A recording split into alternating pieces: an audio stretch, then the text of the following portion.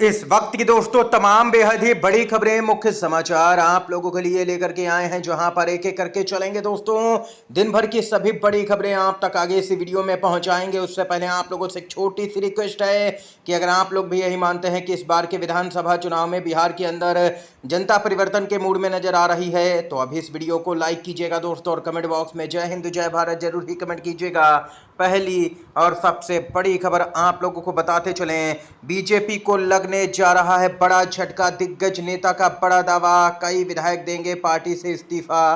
क्या कुछ है पूरी खबर बताते चलें। पश्चिम बंगाल बीजेपी के 12 विधायक टीएमसी में होंगे शामिल। तृणमूल कांग्रेस के नेता के दावे से हड़कंप मचा है बीजेपी के अंदर। आप लोगों को बताते चलें, पश्चिम बंगाल में अगले साल दोस्तों यहां पर विधानसभा का चुनाव होने वाला है। विधानसभा चुनाव से पहले राज्य में पाला बदल का खेल एक बार फिर से शुरू होने वाला है। इसको लेकर के बीजेपी और टीएमसी दोनों ही पार्टियों की ओर से रणनीति बनाई जा रही है। बीजेपी अपने पार्टियों के नेताओं को किसी भी कीमत पर बाहर नहीं जाने देना चाहती है, लेकिन तृणमूल कांग्रेस के आगे बीजेपी हर बार फेल हो रही है। कुछ दिन पहले टीएमसी ने नेता प्रतिपक्ष और बीजेपी के नेता शुभेंदु अधिकारी को बड़ा झटका दिया था। हल्दिया विधायक तापसी मंडल बीजेपी छोड़ करके टीएमसी में शामिल हो गई थी। अब तृणमूल नेता बड़े बड़े दावे कर रहे हैं। नाटाबाड़ी के यहां पर पूर्व विकास मंत्री रविंद्रनाथ घोष ने दावा किया है कि भाजपा के 12 विधायक तृणमूल कांग्रेस में शामिल होना चाहते हैं। बातचीत चल रही है उनके दावे को लेकर के। अब उत्तर बंगाल के राजनीतिक हलकों में अटकलें तेज हो गई हैं। 12 विधायक आने वाले समय में बीजेपी से दे सकते हैं इस्तीफा। ये यहाँ पर दोस्तों अपडेट आई है पश्चिम बंगाल से सामने निकल के। इसके साथ ही अगली खबर की तरफ बढ़ते हैं। पैन कार्ड की तरह अब वोटर आईडी भी होगी आधार से लिंक। चुनाव आयोग कर रहा है बड़ी तैयारी। बताते चलें कि चुनावी पारदर्शिता बढ़ाने के मकसद से अब वोटर आईडी को आधार से जोड़ने की प्रक्रिया तेज हो सकती है। पैन कार्ड की तरह अब मतदाता पहचान पत्र यानी कि ईपीआईसी को भी आधार से जोड़ने की योजना पर चुनाव आयोग यहां पर गंभीरता से काम कर रहा है। दोस्तों बताते चलें कि इस सिलसिले में अगले हफ्ते चुनाव आयोग की अहम बैठक होने जा रही है, जिसमें यहां पर गृह मंत्रालय, कानून मंत्रालय और आधार जारी करने वाली संस्था के शीर्ष अधिकारी शामिल होंगे।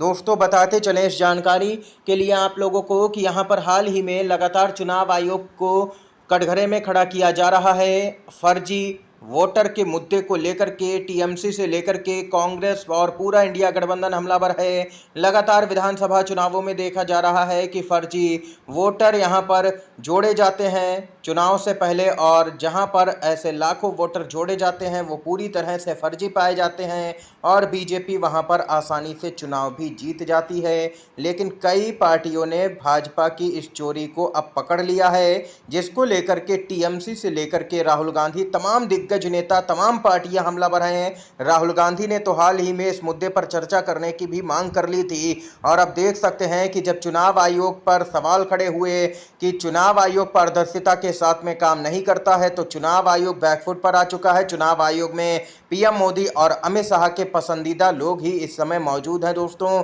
इसके साथ ही जो अगली बड़ी खबर आ रही है बताते चलें, एकनाथ शिंदे और अजित पवार को कांग्रेस की ओर से आया है बहुत बड़ा ऑफर। क्या टूट जाएगा एनडीए गठबंधन? बताते चलें, महाराष्ट्र कांग्रेस के पूर्व अध्यक्ष नाना पटोले ने यहां पर होली के रंग में राजनीतिक रंग मिला दिया है। इस दौरान नाना पटोले ने उप मुख्यमंत्री एकनाथ शिंदे और अजित पवार को एक बड़ा ऑफर दे दिया है। पटोले ने महायुति के दोनों नेताओं से कहा कि अगर उन्हें फडणवीस के नेतृत्व में घुटन महसूस हो रही है तो वे सीएम फडणवीस के बिना सरकार बनाएं। कांग्रेस इसके लिए शिंदे और पवार के साथ सहयोग करने के लिए भी तैयार है।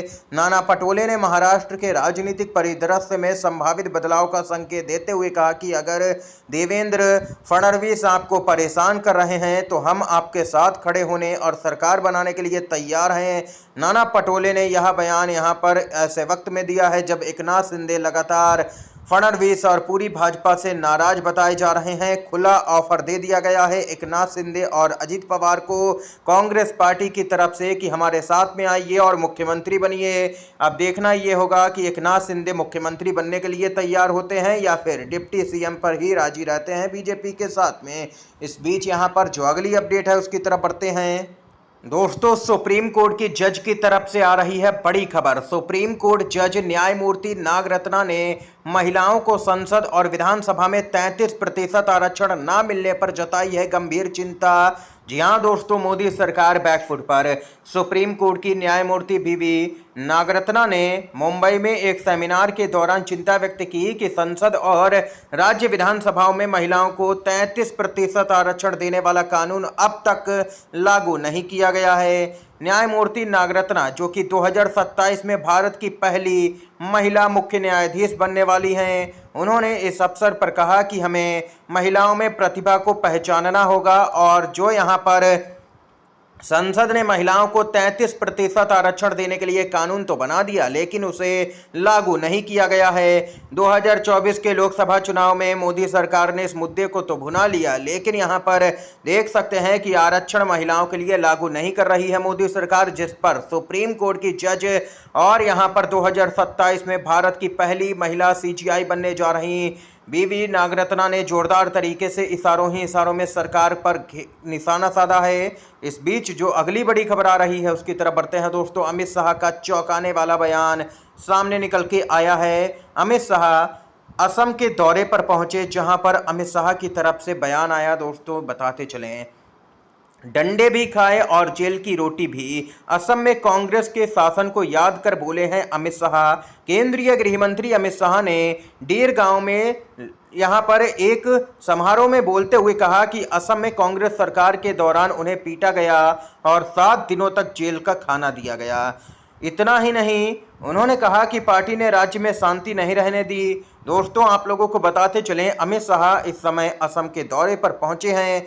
दरअसल दोस्तों, कांग्रेस पार्टी असम के अंदर काफ़ी सक्रिय होती हुई नजर आ रही है, जिससे भाजपा को अंदेशा हो चुका है कि इस बार यहां पर कुछ भी उलटफेर हो सकता है। उसके साथ में असम के अंदर खेला हो सकता है, इसीलिए अब अमित शाह असम पर भी काफ़ी ध्यान देते हुए नजर आ रहे हैं राजनीतिक तौर पर।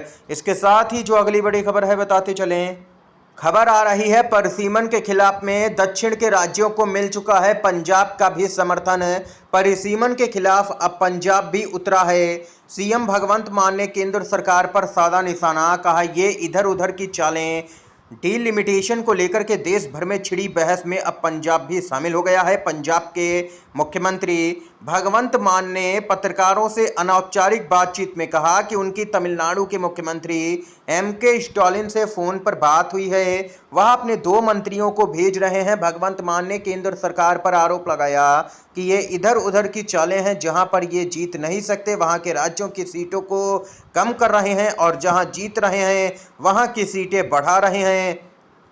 कुल मिलाकर के कहा जाए तो यहाँ पर भाजपा की यहाँ पर एक बड़ी साजिश पूरी तरह से अब बेनकाब हो चुकी है, जिसके खिलाफ में कई राज्यों के मुख्यमंत्रियों ने मोर्चा खोला हुआ है। इस समय की सभी बड़ी खबरें दोस्तों, मुख्य समाचार थे जो हमने आप तक पहुँचाए। वीडियो अगर पसंद आया हो तो लाइक कीजिएगा, इन खबरों को शेयर कीजिएगा अपने दोस्तों में, और चैनल पर अगर आप लोग नए हैं तो चैनल को सब्सक्राइब कीजिएगा। वीडियो देखने के लिए आप सभी का बहुत बहुत धन्यवाद। जय हिंद, जय भारत।